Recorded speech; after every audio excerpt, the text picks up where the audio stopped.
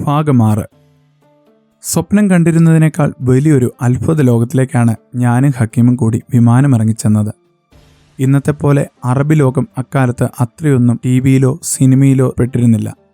ഇതിനു മുമ്പ് വന്നു പോയിട്ടുള്ളവരുടെ വാക്കുകളിലൂടെയാണ് ഞാൻ ആ ലോകത്തെപ്പറ്റി സങ്കല്പിച്ചിരുന്നത്. അതുകൊണ്ട് തന്നെ സമ്പന്നതയുടെ പരിപൂർണത വിളിച്ചറിയിക്കുന്ന ഓരോ പുതു കാഴ്ചകളും എന്നെ അതിശയപ്പെടുത്തിക്കൊണ്ടേയിരുന്നു. ബോംബെ എനിക്ക് ആകാംക്ഷയായിരുന്നു, റിയാദ് അത്ഭുതവും. ഏറെ നേരത്തേക്ക് ആ അത്ഭുത ലോകം കണ്ട് മിഴിച്ചു നിൽക്കാൻ എനിക്കായില്ല. ഇമിഗ്രേഷൻ നടപടികൾ പൂർത്തിയാക്കി എയർപോർട്ടിന് വെളിയിൽ കാത്തുനിന്ന ഞങ്ങളെ കൂട്ടിക്കൊണ്ടു പോകാൻ ആരെയും കാണാതെ ഞങ്ങൾ വിഷമിച്ചു. ഞങ്ങൾക്കൊപ്പം വിമാനത്തിൽ വന്നവരൊക്കെ കൂട്ടുകാരുടെയും ബന്ധുക്കളുടെയും സ്പോൺസർമാരുടെയും കമ്പനികളുടെയും വണ്ടികളിൽ കയറി യാത്രയായി കഴിഞ്ഞിരുന്നു. ഞങ്ങളെ കൊണ്ടുപോകാൻ മാത്രം ആരുമില്ല. സ്പോൺസർ എയർപോർട്ടിൽ ഉണ്ടാകുമെന്നാണ് ബോംബെയിൽ ഏജൻസി പറഞ്ഞിരുന്നത്. വിമാനം പറഞ്ഞ സമയത്തിനും 1 മണിക്കൂർ വൈകിയാണ് ഇവിടെ എത്തിയിരിക്കുന്നത്. അയാൾ വന്നിട്ട് ഞങ്ങളെ കാണാതെ മടങ്ങിയിരിക്കുമോ? അതോ ഞങ്ങളെ തേടി അയാൾ ഈ എയർപോർട്ടിലൂടെ അലയുകയാണോ? ഈ 100,000 ആളുകൾക്കിടയിൽ നിന്നും അയാൾ എങ്ങനെ ഞങ്ങളെ കണ്ടെത്താനാണ്? പാസ്പോർട്ടിലെ എൻ്റെ ഫോട്ടോ ഇന്നത്തെ എന്നിൽ നിന്നും എത്ര വ്യത്യസ്തമാണ്. അത് നോക്കി ഞങ്ങളെ കണ്ടെത്താനാകുമെന്ന വിചാരമേ വേണ്ട. അതോ ഇനി ഞങ്ങൾ വരുന്ന കാര്യം അയാൾ മറന്നിരിക്കുമോ? ഏജൻസി അയാളെ അറിയിക്കാൻ മറന്നുപോയോ? ചോദ്യങ്ങളുടെ ഒരു കൂന എന്നിലേക്ക് വന്നടിഞ്ഞു വീണുകൊണ്ടേയിരുന്നു. കാത്തുനിൽപ്പിൻ്റെ സമയം അധികരിക്കുന്നതിനനുസരിച്ച് അതിൻ്റെ കനം കൂടി വരികയാണ്. ഞങ്ങളുടെ കൺമുന്നിലൂടെ കടന്നു പോകുന്ന 100 അറബികൾ, ആണുങ്ങളും പെണ്ണുങ്ങളും. ഞാൻ എത്തിപ്പെട്ടത് അന്റാർട്ടിക്കയിലാണെന്നും എൻ്റെ കൺമുന്നിലൂടെ കടന്നു പോകുന്നത് കുറേ വെളുത്ത പെൻഗിനുകളും കുറേ കറുത്ത പെൻഗിനുകളുമാണെന്നും ഒരു തമാശ അതിലൂടെ എനിക്ക് തോന്നി. അവരിൽ ഓരോ പെൻഗിൻ്റെയും മുഖത്തേക്ക് ഞാൻ ആർത്തിയോടെ നോക്കും. നിങ്ങൾ അന്വേഷിച്ചു നടക്കുന്ന നജീബ് ഈ ഞാനാണ്. നിങ്ങൾ അന്വേഷിച്ചു നടക്കുന്ന ഹക്കീം എൻ്റെ കൂടെ നിൽക്കുന്ന ഈ പീക്കിരി പയ്യനാണ്. കണ്ണുകൾ കൊണ്ടും യാചനാഭാവങ്ങൾ കൊണ്ടും നിൽപ്പുകൊണ്ടും ഞാൻ എല്ലാവരോടും പറഞ്ഞു. പക്ഷേ ആരും എൻ്റെ അപേക്ഷയെ ഗൗനിച്ചില്ല. എല്ലാവരും അവനവരുടെ തിരക്കുകളിലേക്ക് നടന്നു മറഞ്ഞുപോയി. ഞങ്ങളുടെ കാത്തുനിൽപ്പ് പിന്നെയും നീണ്ടു. അതിനിടെ പല വിമാനങ്ങൾ വന്നിറങ്ങി. അതിൽ നിന്നും പല ദേശക്കാരും രാജ്യക്കാരും ഭാഷക്കാരും വേഷക്കാരും ഞങ്ങൾക്കിടയിലേക്ക് ഇറങ്ങി വന്നുകൊണ്ടിരുന്നു. അവരും പല വാഹനങ്ങളിലായി ചിതറി ഒഴിയുന്നു. നേരം സന്ധ്യ കഴിഞ്ഞെന്ന് മഗ്രീബിനുള്ള ബാങ്ക് മുഴങ്ങിയപ്പോൾ ഞങ്ങൾക്ക് മനസ്സിലായി. പ്രാർത്ഥനാ നേരം കഴിഞ്ഞിട്ടും ആരെയും കാണാതെ വന്നപ്പോൾ എയർപോർട്ട് ജീവനക്കാരനായ മലയാളി എന്ന് തോന്നിച്ച ഒരാളുടെ അടുത്തെത്തി ഞാൻ വിവരം പറഞ്ഞു. അയാൾ ഞാൻ വന്ന കമ്പനിയുടെ പേര് ചോദിച്ചു. എനിക്കത് അറിയില്ലായിരുന്നു. സ്പോൺസറുടെ ഫോൺ നമ്പർ ചോദിച്ചു. ഏജൻറ്റിൽ നിന്നും അത് വാങ്ങാൻ ഞാൻ മറന്നുപോയിരുന്നു. ഇവിടെ പരിചയമുള്ള ആരുടെയെങ്കിലും ഫോൺ നമ്പർ ചോദിച്ചു. എനിക്കങ്ങനെ ആരും ഉണ്ടായിരുന്നില്ല. കരുവാറ്റക്കാരൻ അളിയൻ്റെ കമ്പനിയുടെ വിലാസം എൻ്റെ പക്കലുണ്ടായിരുന്നു.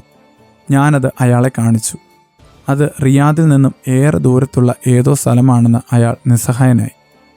ഏതായാലും കാത്തു നിൽക്കൂ, നിങ്ങളുടെ അർബാബ് വരാതിരിക്കില്ല. അയാൾ സ്വന്തം ജോലി തിരക്കിലേക്ക് നടന്നുപോയി. അങ്ങനെ ആ അപരിചിതനിൽ നിന്നാണ് ആദ്യമായി ഞാൻ ആ അറബി വാക്ക് കേൾക്കുന്നത്. അർബാബ്, അർബാബ്, അർബാബ്. ഞാൻ മനസ്സിൽ ആ വാക്ക് ആവർത്തിച്ച് പറഞ്ഞു നോക്കി. നല്ല രസം, കേൾക്കാൻ ഇമ്പമുള്ള വാക്ക്. ആരാണാവോ ആ അർബാബ്? എന്താണാവോ ആ അർബാബ്? എന്തായാലും അർബാബ് വരണം, എന്നാലേ ഞങ്ങൾക്ക് പോകാൻ കഴിയൂ. അർബാബ് വേഗം വരൂ. ഞങ്ങൾ എത്ര നേരമായി നിങ്ങളെ കാത്തു നിൽക്കുന്നു. വേഗം വരൂ. ഈ ഭീതിയിൽ നിന്നും ഞങ്ങളെ രക്ഷിച്ചുകൊണ്ടു പോകൂ. അർബാബ്, അർബാബ്. മണിക്കൂർ പിന്നെയും 1.5 പിന്നിട്ടിരിക്കണം. ഒരു വാച്ച് ഉണ്ടായിരുന്നത് ബോംബെയിൽ ശശിക്ക് കൊടുത്തതുകൊണ്ട് സമയം കൃത്യമായി അറിയാൻ കഴിഞ്ഞില്ല. എയർപോർട്ട് മുഴുവൻ നടന്ന് ഒരു ക്ലോക്ക് കണ്ടുപിടിച്ച് സമയം നോക്കാൻ മനസ്സനുവദിച്ചതുമില്ല. അതുകൊണ്ട് എന്തു ഫലം? അതിനിടെ അർബാബ് വന്നു പോയാലോ? വിമാനത്താവളത്തിന് പുറത്ത് നഗരം രാത്രിയിലേക്ക് പ്രകാശിച്ചു കഴിഞ്ഞിരുന്നു. ഞങ്ങളുടെ വേവലാതി കത്തിത്തുടങ്ങി. അപ്പോൾ ഒരു പഴഞ്ചൻ വാഹനം, കാറുമല്ല ജീപ്പുമല്ല ലോറിയുമല്ല, അതിൻ്റെ പേര് പിക്കപ്പ് എന്നാണെന്ന് പിന്നെ എത്രയോ കാലത്തിനു ശേഷമാണ് ഞാൻ മനസ്സിലാക്കുന്നത്, ഇരമ്പി വന്ന് എയർപോർട്ടിൻ്റെ പ്രധാന കവാടത്തിനരികെ നിന്നു. അവിടം ഒരു നോ പാർക്കിംഗ് ഏരിയ ആയിരുന്നെങ്കിലും വണ്ടി അവിടെ തന്നെ നിർത്തി. ഒരറബി അതിൽ നിന്നും ചാടിയിറങ്ങി. എന്തോ അയാളെ കണ്ടപ്പോൾ തന്നെ ഇതാ ഞാൻ കാത്തുനിന്ന എൻ്റെ അർബാബ് എന്ന് എൻ്റെ മനസ്സ് മന്ത്രിച്ചു. അയാൾ കുറേ നേരം എയർപോർട്ടിനുള്ളിലൂടെ അങ്ങോട്ടും ഇങ്ങോട്ടും ക്ഷമയില്ലാത്തവനെ പോലെ നടന്നു. ഞങ്ങളുടെ കണ്ണുകൾ അയാളെ തെല്ലും വിടാതെ പിന്തുടരുന്നുണ്ടായിരുന്നെങ്കിലും അയാൾ ഞങ്ങളെ കാണുന്നുണ്ടായിരുന്നില്ല. നടത്തത്തിനിടയിലെല്ലാം അയാൾ വല്ലാതെ അക്ഷേമനാവുന്നുണ്ടായിരുന്നു. മുന്നോട്ട് ചെന്ന് താങ്കളാണോ എൻ്റെ അർബാബ് എന്ന് ചോദിക്കാൻ എനിക്ക് ധൈര്യമില്ലായിരുന്നു. ഹക്കീമിന് ഒട്ടുമേ തോന്നിയിരിക്കില്ല. അല്ലെങ്കിൽ തന്നെ ഏതു ഭാഷയിൽ. 3-4 പ്രാവശ്യത്തെ എയർപോർട്ട് ഭ്രമണത്തിന് ശേഷം ഭാഗ്യം അയാൾ ഞങ്ങളെ കണ്ടെത്തി. ഞങ്ങൾ പതിയെ അയാളുടെ മുന്നിലേക്ക് നീങ്ങി നിന്നു. അബ്ദുള്ള, അയാൾ എൻ്റെ നേരെ കൈ ചൂണ്ടി. അത്രയും മുരട്ടത്തരം പിടിച്ച ഒരു ശബ്ദം ഞാൻ അതിനു മുമ്പ് എവിടെയും കേട്ടിട്ടേയില്ല.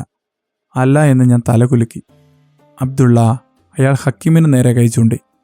അല്ല എന്ന് അവനും തലകുലുക്കി. പിന്നെ അയാൾ എന്തൊക്കെയോ അറബിയിൽ ചോദിച്ചു. അതിലൊരു ദേഷ്യത്തിൻ്റെ സ്വരമുണ്ടായിരുന്നു. ഭാഗ്യത്തിന് എനിക്കൊന്നും മനസ്സിലായില്ല. ഹക്കീമിന് അത്രയും കൂടി മനസ്സിലായി കാണില്ല. ഞങ്ങളെ അവിടെ നിർത്തിയിട്ട് അയാൾ പിന്നെയും എയർപോർട്ടിനുള്ളിലൂടെ കുറേ കറങ്ങി നടന്നു. അതിനിടെ അവിടെ ഒറ്റപ്പെട്ടു നിന്ന പലരുടെയും പാസ്പോർട്ടുകൾ പിടിച്ചു വാങ്ങി നോക്കുന്നുണ്ടായിരുന്നു. ഒടുവിൽ കറങ്ങിത്തിരിഞ്ഞ് ഞങ്ങളുടെ അടുത്തു തന്നെ എത്തി. പിന്നെ എൻ്റെ കയ്യിലിരുന്ന പാസ്പോർട്ട് തട്ടിപ്പറിക്കുന്ന പോലെ പിടിച്ചു വാങ്ങി തുറന്നു നോക്കി. അതുപോലെ തന്നെ ഹക്കീമിൻ്റെയും പാസ്പോർട്ട് പിടിച്ചു വാങ്ങി. പിന്നെ ഒന്നും മിണ്ടാതെ മുന്നോട്ട് നടന്നു. ഞങ്ങൾ ഞങ്ങളുടെ ബാഗും തൂക്കി അയാളെ അനുഗമിച്ചു. അറബി എന്നാൽ അത്തറിൻ്റെയും സ്പ്രേയുടെയും മണം എന്നായിരുന്നു എൻ്റെ വിചാരം. എന്നെ കടന്നുപോയ 100 കണക്കിന് അറബികൾക്കെല്ലാം കുതിപ്പിക്കുന്ന ഒരു മണം ഉണ്ടായിരുന്നു താനും. നിത്യവും അത്തർ ഉപയോഗിക്കുന്ന അറബികളുടെ മൂത്രം വാറ്റിയാണ് പുതിയതരം സ്പ്രേകൾ ഉണ്ടാക്കുന്നത് എന്നൊരു തമാശ ഞാൻ കുറച്ചു മുമ്പ് ഹക്കീമിനെ പറഞ്ഞ് വിശ്വസിപ്പിച്ചതേയുള്ളൂ. പക്ഷേ എൻ്റെ അർബാവിന് ഒരു വല്ലാത്ത മുഷട് വാടയായിരുന്നു. എന്താണെന്നറിയാത്ത ഒരു വാട. അതുപോലെ മറ്റെല്ലാ അറബികളും തേച്ചു മിനുക്കിയ ശുഭ്രവസ്ത്രധാരികളായിരുന്നുവെങ്കിൽ എൻ്റെ അർബാവിൻ്റെ വസ്ത്രങ്ങൾ പറയാനാവാത്ത വിധം മുഷിഞ്ഞതും നാറുന്നതും ആയിരുന്നു. എന്തെങ്കിലും ആകട്ടെ, എനിക്കൊരു അർബാവ് വന്നല്ലോ. സമാധാനമായി. ഞാനൊരു ഗൾഫുകാരനായിരിക്കുന്നു. എനിക്കും സ്വന്തമായി ഒരു അർബാവിനെ കിട്ടിയിരിക്കുന്നു. എൻ്റെ സ്വപ്നങ്ങളുടെ സംരക്ഷകനാണ് എൻ്റെ മുമ്പിൽ നടക്കുന്നത്. എൻ്റെ മോഹങ്ങളത്രയും നിവർത്തിച്ച് തരേണ്ട എൻ്റെ കൺകണ്ട ദൈവം, എൻ്റെ അർബാബ്. ആ ഒരു പദത്തെ അപ്പോൾ ഞാൻ ഇഷ്ടപ്പെട്ടതുപോലെ ലോകത്തിലെ മറ്റൊരു വാക്കിനെയും ആരും അത്രയധികം ഇഷ്ടപ്പെട്ട് കാണില്ല.